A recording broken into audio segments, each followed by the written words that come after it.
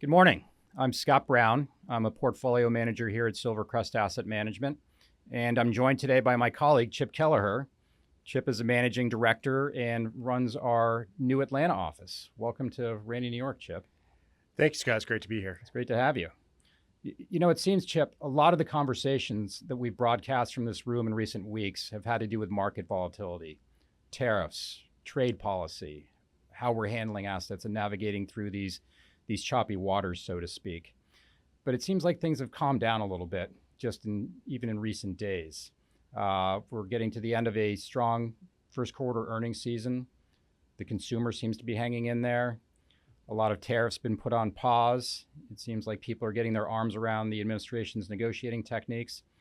And I think it's times like this where it's important to take a deep breath and think about some of the other conversations that we have with our clients on an ongoing basis and remind ourselves the importance of those conversations.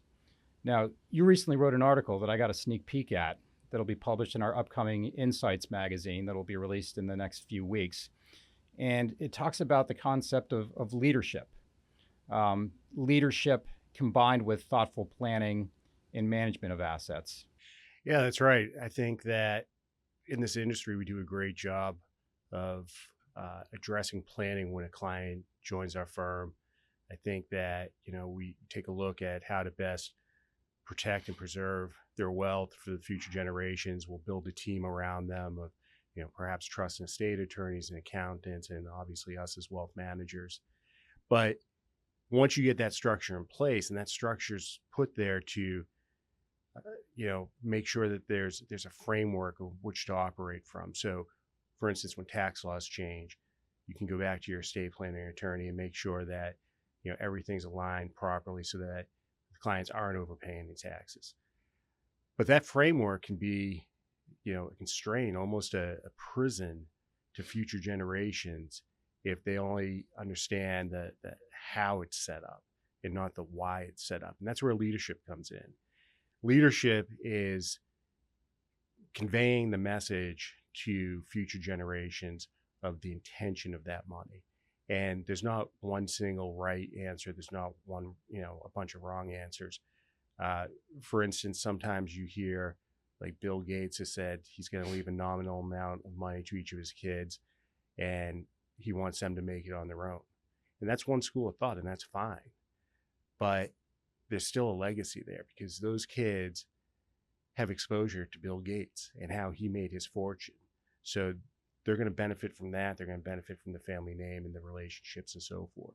So he still has a responsibility in that situation, or anyone pursuing a plan like that, to convey what the family values are, why they're there, and spread that to the next generations. Sometimes family says, one generation we made this money, we're not done.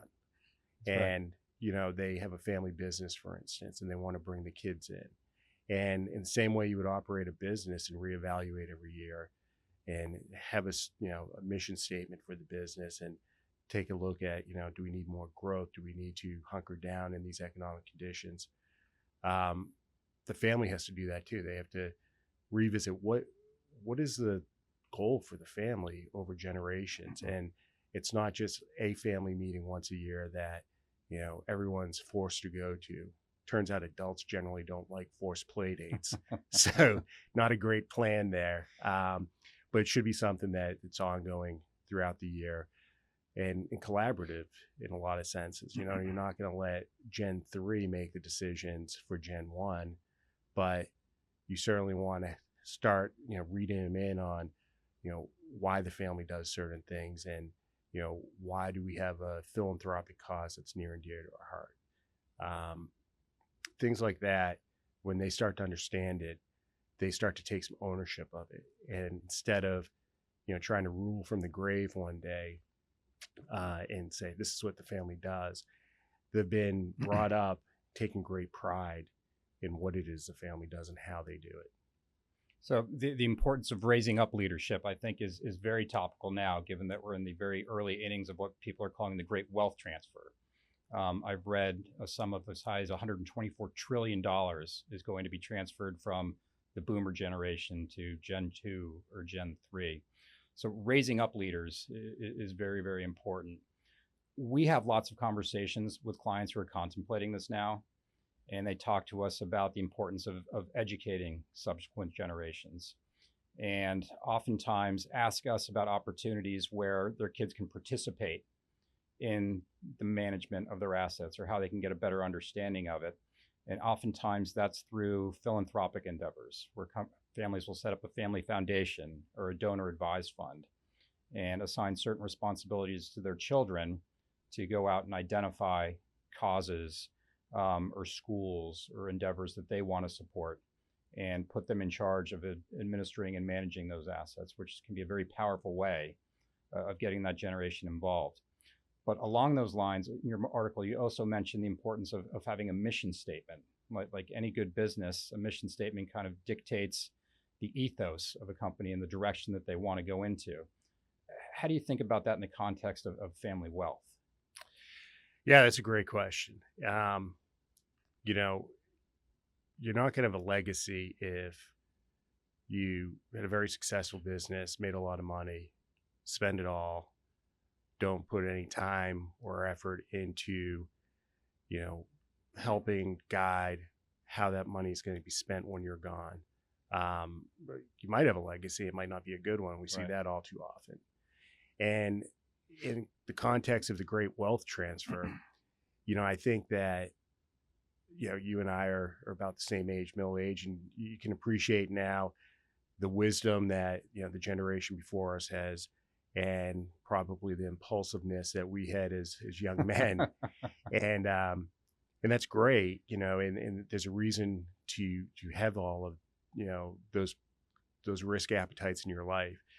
So I think the ideal situation is to have a relationship that harnesses the power of that wisdom that is earned over, a lifetime, and convey that, not necessarily to govern the younger generation, but help guide them in their decision making. So from generation to generation, you don't have to start at zero. You're starting from a position of being well advised of consequences, but your, innovation, I guess, is one way to look at it, is encouraged. And, example might be Bitcoin didn't exist 50 years ago. Sure. So as an asset class, a younger generation now might say, well, why wouldn't we have Bitcoin in our portfolio? And, the Gen 1 might say, well, it never was because it just didn't exist. So we want to foster that communication, take the lessons that have been, bought and paid for, and harness that for the next gen. And understanding exactly what the purpose of the money is for. It's not, hopefully it's not just to use as a scoreboard. Hopefully, there's a mission that everyone can get behind of, with this money, maybe we'll grow a business, because this business employs a lot of people in this area and gives them a great quality of life. And we think we do it very well. We want to keep doing it, and we think it's good for our community. And if that's, the strategy, great. Everyone get on board. And, the other part of that leadership is, it's not just the top person in the family, the matriarch or patriarch. There's opportunities throughout the family to take leadership roles, and it might not be for everyone. That's fine. And you certainly don't want to push it on someone that says, that's not really for me. But, philanthropy might be a great example that, someone has really strong feelings and wants to support a cause. And maybe they start with their, generational peer group and say, I think this is really important. And, start the education process and, kind of build some buy-in there. Pure leadership is very difficult. And so to develop that, and it doesn't have to be across the board, right? So one family member might, have a specific interest in philanthropy, while another might have a specific interest in the family business. And so having various leaders come forth just makes that family connection that much more robust, that legacy that's going to be built, um, just much more robust and touching so many different aspects of the world. And when we talk about that legacy, once again, it's, what's going to happen not just 10 years from now, but if you've created generational wealth, how do you set the next generation up to be successful so that the wealth isn't the anchor that pulls them down? They don't fall to the trappings of the privilege that comes with it. You want to ingrain in that next generation early in life the responsibilities that come with it, and that will help protect them from those trappings. I think that's a very important point that you just hit on, which to me begs to the importance of communication, open and often communication. In my career, having dealt with these types of families, I've sat down in meetings where somebody turns 30 years old and receives the distribution from their trust, and they had no idea for 30 years that these assets were going to be theirs. I think it's very important to be open with family members to get buy-in to the mission statement or what the family is looking to accomplish. And some of those conversations can happen very organically or naturally. But for some bigger families, I think it's important to have scheduled meetings, whether that be quarterly or biannually, but to make sure that everybody's really on the same page and understanding the direction of the assets and the responsibilities that each person pays. Because I've seen it play out very poorly when people aren't aware of their situation or the responsibility and wealth that they're about to inherit. We sit in the unique position of seeing this story unfold time and again. I equate it to, we've all had this conversation when Powerball has got $1 billion jackpot or something like that. All the bad ideas that you would make right off the bat. And in some ways, it's very similar to not educating the next generation to what their distributions are going to be and what they're going to inherit. Because all the self-gratifying things come top of mind. And so you want to, once again, start that conversation early, what to expect, what you can do with the money, and what you should do with the money. And that should doesn't come from us. That's right. That should comes from those family values. But where it's very unique for us is that, we're both parents, and I can't tell you how many times, I've had a conversation with my kids and messed it up. And there's no second take there. But we see this all the time. We can help our clients, direct them and guide them on how to approach different topics. When do we bring the kids into the fold? When the kids are in high school, you might not want to show them the numbers in the statements, but start giving them understanding.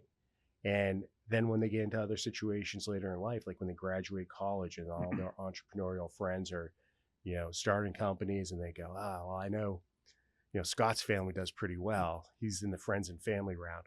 How do they address that with their peers? And giving them those tools, because we've got the reps and we've seen it play out. We can't give them the right answer, but we can tell them, all the different courses of action that they could take and all the consequences for those. Exactly. And I think that underscores the importance of strong leadership to have those types of conversations and to make sure that they're taking place across an entire family. I think we've both seen situations where a strong leader doesn't emerge and wealth is distributed to individuals in a family, and everybody goes off in a different direction. And very quickly, wealth can become not generational, so to speak. Right. I think it's really important for family members to also have a sense that this legacy is bigger than just me, myself. That's right. If I do something stupid, if I do something to embarrass my family, it's not just me. Like, I wouldn't want to hurt them. So it ingrains a sense of responsibility that's far greater.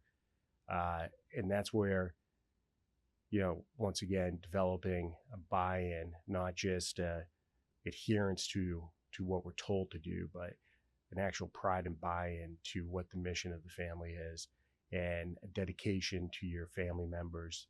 And not everyone's going to be on the same page with every decision, but a respect for one another, and a true effort not to do anything to harm the greater good. And likewise, when mistakes are made, an avenue for forgiveness and an avenue to be back in the fold is very important as well. Not everybody's going to get this right. No, in fact, everybody's going to make a lot of mistakes, and that's fine. And the first person to not make a mistake cast the first stone, right? We want to make sure that there's understandings of the trappings and how to recover from those. Yeah. Well, I guess, Chip, after reading your article, I wonder if it's fair to summarize it as thoughtful planning plus thoughtful management plus strong leadership equals a lasting legacy. I agree. I would say I think of the management, the planning is the structure. The leadership is what's going to drive that machine for years to come, and the legacy is what's going to come from how that machine that's built is operated. Exactly. Well, Chip, it's great to see you. Thanks for coming up to New York and spending some time with us. Thanks for having me, Scott. Good to be here.